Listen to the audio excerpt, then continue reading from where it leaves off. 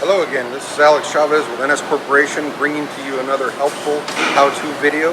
In this video we'll be discussing how to adjust your chain stops on 3000 series machines and 5000 series machines. The concept is the same. What this chain does is limits how far your wrap brush is open. These are the brushes that go around the front, sides, and rear of the vehicle.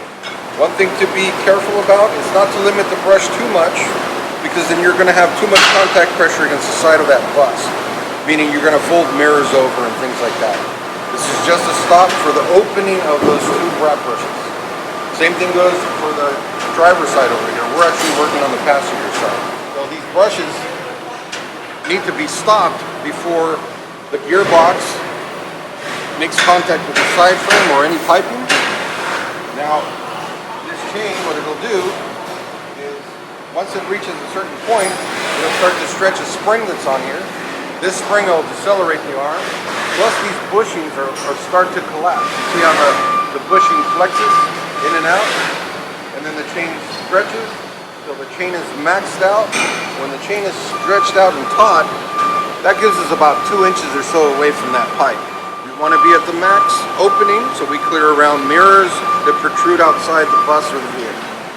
So that principle goes the same for your driver's side, passenger side, whether it's a 3000 system or a 5000 system. One of the things to look for is the two links are here. These two links were connected on the second link with this carabiner, and then we have links from there to the other carabiner.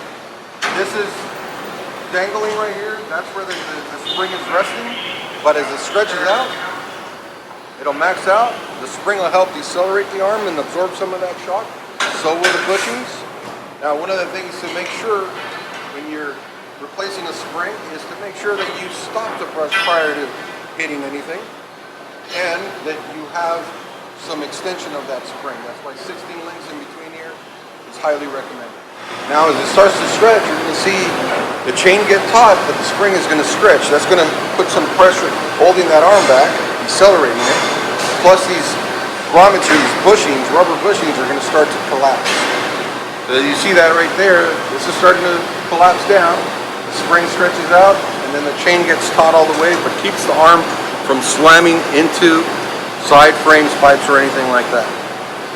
Very important to have that in place, because, like I said, if you don't, you're going to damage the gearbox, you can damage the side frame, so it can become more expensive repair. So one of the things to look for on this, as it gets used, you want to look for any damage on the spring. Make sure the spring is not bent or overstretched, where if you see the chain hanging here, this spring is nice and tight, looks good. But if the spring is stretched out, bent, crooked, deformed in any way, you should replace it. The other thing is, if the grommets here are damaged, deformed, or missing, you should replace them.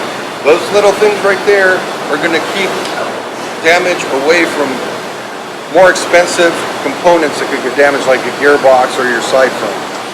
Thank you, and if you have any questions, please contact us at nswash.com. Thank you and have a great day.